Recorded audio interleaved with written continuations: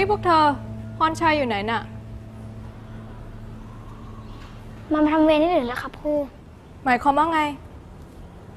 มึงเคยบอกครูเขาทำไม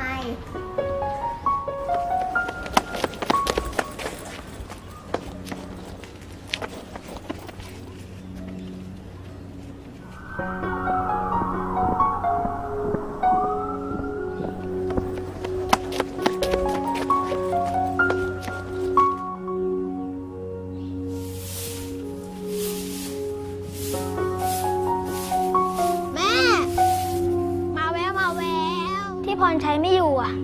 เพราะว่ามันอะไปช่วยแม่มันทำงานกลับไปทำงานบ้านว่าด้วยกับแม่เราจะได้กลับบ้านพร้อมกันไง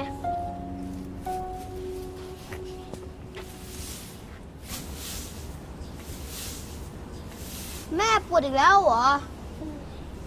เมื่อปีที่แล้วอ่ะแม่มันอะถูกรถชน